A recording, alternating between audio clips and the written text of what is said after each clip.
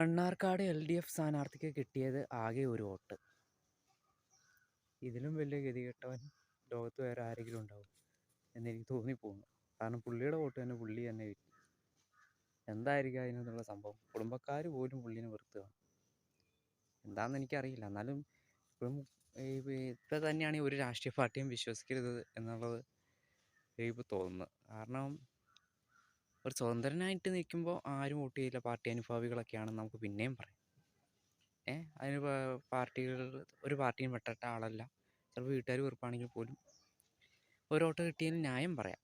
ഇതൊക്കെ ഇത്ര ഒരു പ്രമുഖ പാർട്ടിയുടെ കീഴിൽ മത്സരാർത്ഥിയായിട്ട് നിന്നിട്ട് ഒരു വോട്ടും കിട്ടിയില്ല എന്ന് പറയുമ്പോൾ അത് വല്ലാത്തൊരു ചതിയായിപ്പോയി.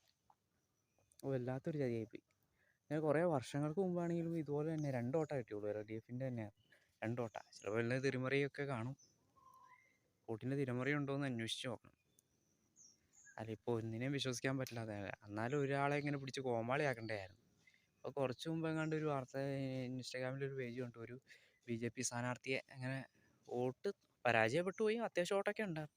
ഈ പോലും ബൂത്തിലൊക്കെ ഒറ്റയ്ക്ക് നിർത്തിയിട്ട് അനുഭാവികളൊക്കെ പോയിന്ന് നിർബന്ധിച്ചിട്ടാണ് അവിടെ നിർത്തിയത്. അവിടെ ഒറ്റയ്ക്ക് ബൂത്തിൽ അവിടെ നിൽക്കേണ്ടി വന്നു. അതായത് സ്ഥാനാർത്ഥി അവിടെ നിൽക്കുമല്ലോ, ബൂത്തിലൊക്കെ അവിടെ സ്ഥാനാർത്ഥിമാരൊക്കെ വന്ന് നിൽക്കും. അങ്ങനെ കൂടെ കുറച്ച് ആൾക്കാർ ആ സൈഡിലൊക്കെ മാറിക്കും. പക്ഷെ ഇവിടെ വന്നപ്പോൾ BJP സ്ഥാനാർത്ഥിക്ക് അവിടെ പുള്ളിക്കാരി മാത്രം നിന്നു. വേറെ അനുഭാവികളൊന്നും കണ്ടില്ല. ഏതായാലും പാർട്ടിയിലും തന്നെ നല്ല ചരടുവലിയുണ്ട്, പിന്നീ നൂത്തലൊക്കെ ഉണ്ട്. അപ്പോൾ നമുക്കൊന്നിനെ വിശ്വസിക്കാൻ പറ്റില്ല എന്നുള്ളത് ഇപ്പോൾ ഇതിൽ നിന്ന് തന്നെ മനസ്സിലാക്കാം.